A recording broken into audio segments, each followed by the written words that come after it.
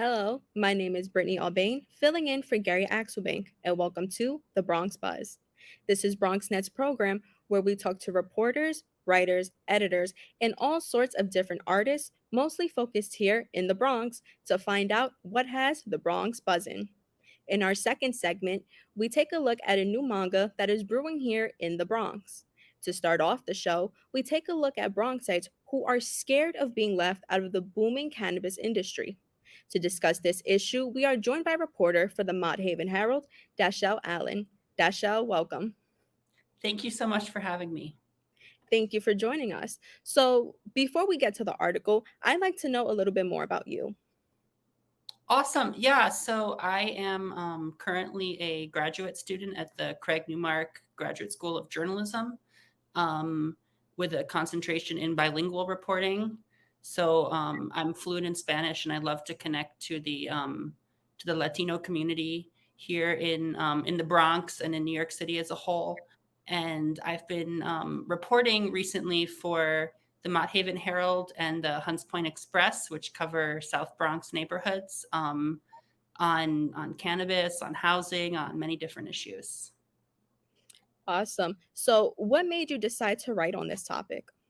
Well, it's something that's been interesting me for the past few months, and I felt like cannabis is a big topic in the media right now. A lot of coverage has been focusing on the illegal storefronts that are popping up around the city, and how there's only three uh, licensed storefronts that have been allowed to that have opened so far. And I felt like there was another angle that was missing, and this really interesting coalition has just been founded recently called Cannabronx that is saying, "Hey, what's going on for the people who have been historically were the for lack of a better word, the victims of the war on drugs who had cannabis convictions, how are they going to get into the industry?" And that felt like something that hadn't been talked about as much. No, absolutely. We are seeing that all around the Bronx, and we're going to get into the storefronts a little later. But just, can you explain how exactly are residents of the Bronx and all across New York City, how are they being left out of the cannabis industry? Right. So what's going on basically is that starting so the sorry, it's quite technical actually, Mhm. and I think that's actually part of the confusion here.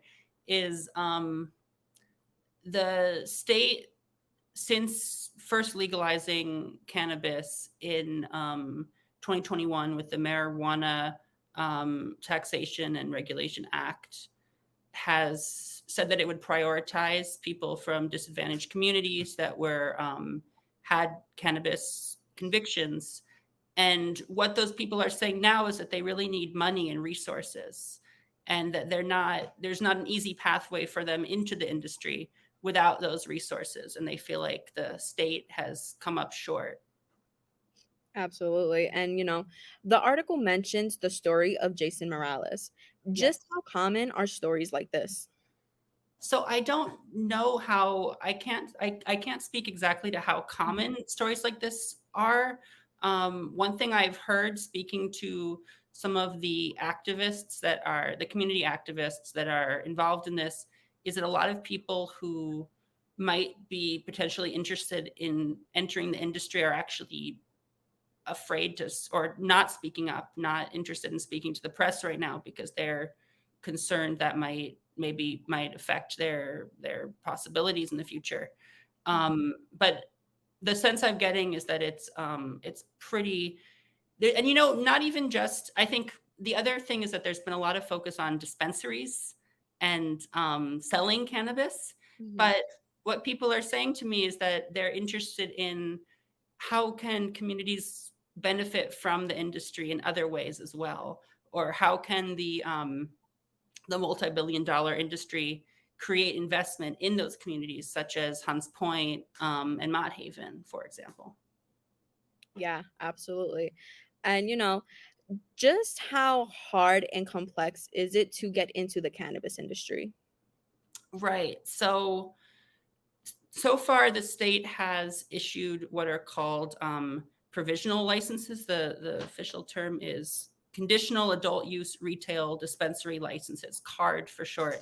And they were for people that were historically disadvantaged and historically had cannabis convictions, but they also had to have been business owners for the past 2 years successfully and have all their finances in place and fit a lot of different criterias. So that already left out a lot of people who hadn't been business owners before in the past. Now, what the state is doing is it is preparing to issue licenses to social equity. That's what they're calling it, social equity applicants, starting next year, which would be open to anybody who had a cannabis conviction. But the question there is whether there will be funds available for them to just not even just the application fee, which is $1,000, and then another $7,000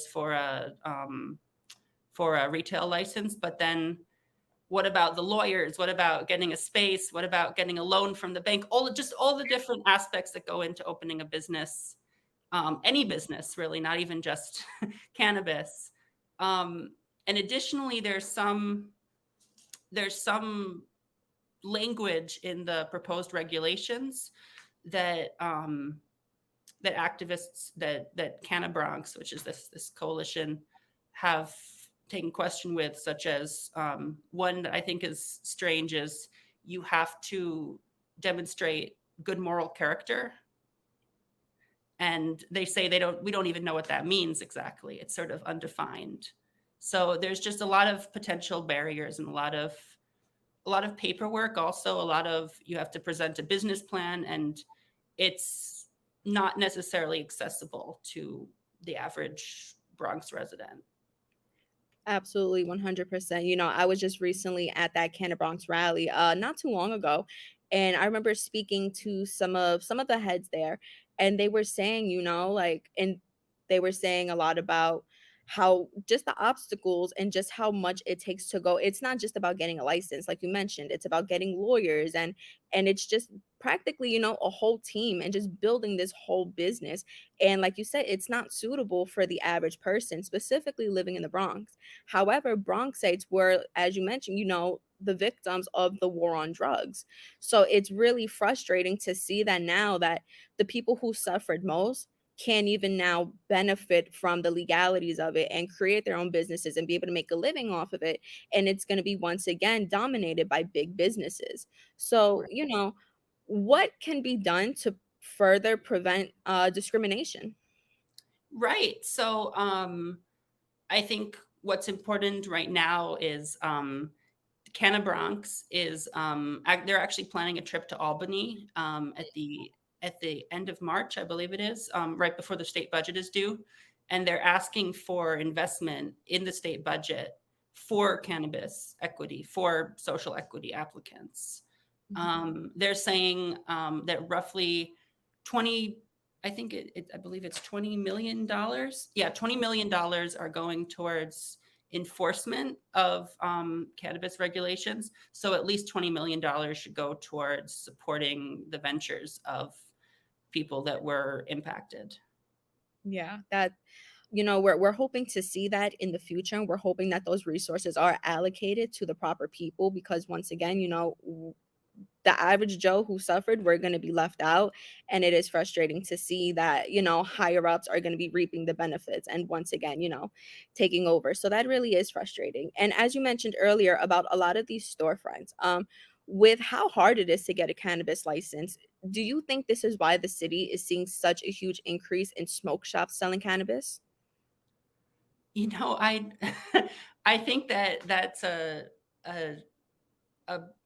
that's probably likely part of the reason. It it only, I think I haven't done very much reporting specifically related to those storefronts, but that would make sense to me. Although I do think it's important to point out that the 3 that have opened so far have been in, all been in Lower Manhattan. Okay. So there is no cannabis dispensary or no legal licensed cannabis dispensary in the Bronx or even in Upper Manhattan. So Okay. I think that's part of what's leading to that because there definitely is a demand there. Um, and actually, of those 3 that are open, 2 of them are run by nonprofits. Oh, that's Um, so one is the Doe Fund and the other is Housing Works, and they're nonprofits that serve and employ people that had cannabis convictions, but they aren't directly being managed by people that were directly affected. And then there's one that is, but I think that's also another aspect that to point out. Yeah, that's really interesting. And based on your experience of, in writing the article and kind of speaking with people and overseeing what's been going on, what advice do you have for Bronxites who want to get into the cannabis industry, but they're seeing a lack of resources, how do you encourage them to get involved in different aspects to kind of help push the needle forward? Well, what I think is really great actually is that there's so many community organizations that are involved in this. There's Mothers on the Move is one of them, founded by Wanda Salaman, who's a local Longwood, Hunts Point resident, an activist. The Bronx Defenders also has started a Bronx Cannabis Hub, and I Mhm. know that they helped out during the during the past licensing cycle. They Mhm. helped people to obtain licenses. So I think that really there's lots of organizations that are working towards this goal. Yeah. And I would say advice would just be to connect with them. I'd like to thank Dashell for joining us on the program. You can keep up with more of his stories on the Mott Haven Herald website, as well as the Hunts Point Express website. We'll be right back.